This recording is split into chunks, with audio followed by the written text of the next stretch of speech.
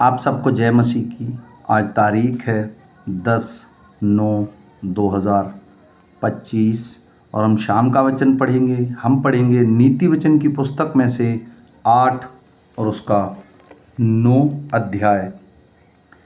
क्या बुद्धि नहीं पुकारती है? क्या समझ ऊंचे शब्दों से नहीं बोलती है? वह तो ऊंचे स्थानों पर मार्ग की ओर और तिमुनियों में खड़ी हुई है, फाटकों के पास, नगर के पैठाओं में और द्वारों ही में वह ऊंचे स्वर से कहती है, हे मनुष्यों, मैं तुमको पुकारती हूँ और मेरी बात सब आदमियों के लिए है। हे भोलों, चतुराई सीखो, और हे मूर्खों, अपने मन में समझ लो। सुनो, क्योंकि मैं उत्तम बातें कहती हूँ, और जब मुंह खोलूंगी तब उससे सीधी बातें निकलेंगी, क्योंकि मुझसे सच्चाई की बातों का वर्णन होगा। दुष्टता की बातों से मुझको घृणा आती है। मेरे मुंह की सब बातें धर्म की होती हैं। उनमें से कोई टेढ़ी या उलटफेर की बात नहीं निकलती है। समझ वाले के लिए ये सब सहज और ज्ञान प्राप्त करने वाले के लिए अति सीधी है। चांदी नहीं, मेरी शिक्षा ही को लो, और उत्तम कुंदन से बढ़कर ज्ञान को ग्रहण करो, क्योंकि बुद्धि मूंगे से भी अच्छी है, और सारी मनभावनी वस्तुओं में कोई भी उसके तुल्य नहीं है। मैं जो बुद्धि हूँ, चतुराई में वास करती हूँ, और ज्ञान और विवेक को तृप्त करती हूँ। यहोवा का भय मानना बुराई से बैर रखना है। घमंड, अहंकार और बुरी चाल से और उलटफेर की बात से भी मैं बैर रखती हूँ। उत्तम युक्ति और खरी बुद्धि मेरी ही है। मैं तो समझ हूँ, और पराक्रम भी मेरा है। मेरा ही द्वारा राजा राज्य करते हैं, और अधिकारी धर्म से विचार करते हैं। मेरे ही द्वारा राजा, हाकिम और रईस और पृथ्वी के सब न्यायी शासन करते हैं। जो मुझसे प्रेम रखते हैं उनसे मैं भी प्रेम रखती हूँ, और जो मुझको यत्न से तड़के उठकर खोजते हैं वे मुझे पाते हैं।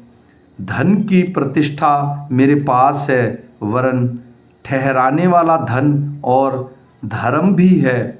मेरा फल चोखे सोने से वरन कुंदन से भी उत्तम है, और मेरी उपज उत्तम चांदी से अच्छी है। मैं धर्म के मार्ग में और न्याय की डगरों के बीच में चलती हूँ, जिससे मैं अपने प्रेमियों को परमार्थ का भागी करूँ और उनके भंडारों को भर दूँ।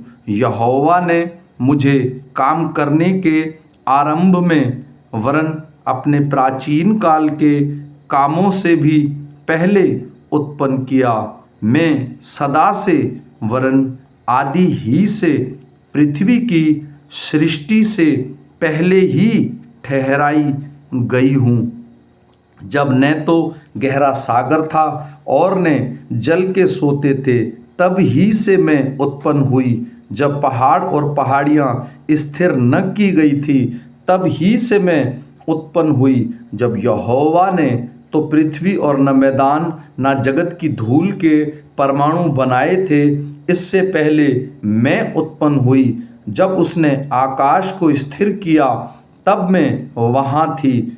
जब उसने गहरे सागर के ऊपर आकाश मंडल ठहराया, जब उसने आकाश मंडल को ऊपर से स्थिर किया और गहरे सागर के सोते फूटने लगे, जब उसने समुद्र की सीमा ठहराई कि जल उसकी आज्ञा का उल्लंघन न कर सकें, और जब वह पृथ्वी की नींव की डोरी लगाता था, तब मैं कारीगर सी उसके पास थी और प्रतिदिन मैं उसकी प्रसन्नता थी और हर समय उसके सामने आनंदित रहती थी।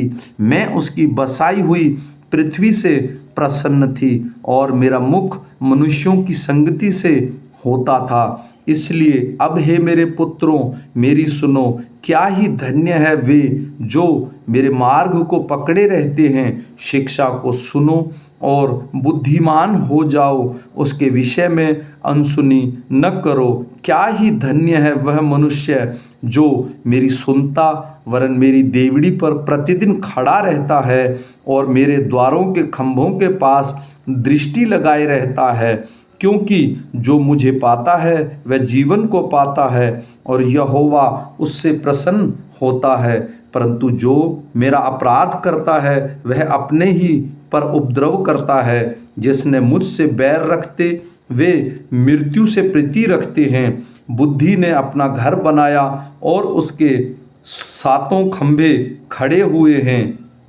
उसने अपने पशु वध करके अपने दाख मधु में मसाला मिलाया है और अपनी मेज लगाई है। उसने अपनी सहेलियां सबको बुलाने के लिए भेजी हैं। वह नगर के ऊंचे स्थानों की चोटी पर पुकारती है।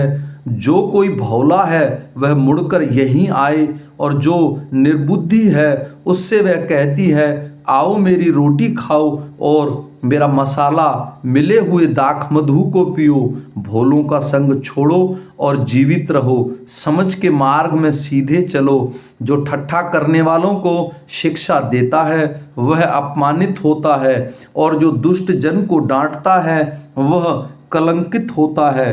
ठट्ठा करने वाले को न डांट, ऐसा ना हो कि वह तुझसे बैर रखे। बुद्धिमान को डांट, वह तुझसे प्रेम रखेगा। बुद्धिमान को शिक्षा दे, वह अधिक बुद्धिमान होगा। धर्मी को चिता दे, वह अपनी विद्या बढ़ाए। यहोवा का भय मानना बुद्धि का आरंभ है और परम पवित्र ईश्वर को जानना ही समझ है। मेरे द्वारा तेरी आयु बढ़ेगी और तेरे जीवन के वर्ष अधिक होंगे। यदि तू बुद्धिमान हो तो बुद्धि का फल तू ही भोगेगा और यदि तू ठट्ठा करे तो दंड केवल तू ही भोगेगा। मूर्खता रूपी स्त्री बकबक करने वाली है, वह तो भोली है और कुछ नहीं जानती। वह अपने घर के द्वार में और नगर के ऊंचे स्थानों में अपने आसन पर बैठी हुई, जो बटोही अपना अपना मार्ग पकड़े हुए सीधे चले जाते हैं, उनको यह कहकर पुकारती है, जो कोई भोला है वह मुड़कर यहीं आए। जो निर्बुद्धि है उससे वह कहती है, चोरी का पानी मीठा होता है और लिखे छुपे की रोटी अच्छी लगती है। वह यह नहीं जानता है कि वहाँ मरे हुए पड़े हैं और उस स्त्री के न्योताहारी अर्धलोक के निचले स्थानों में पहुँचे हैं। आमीन।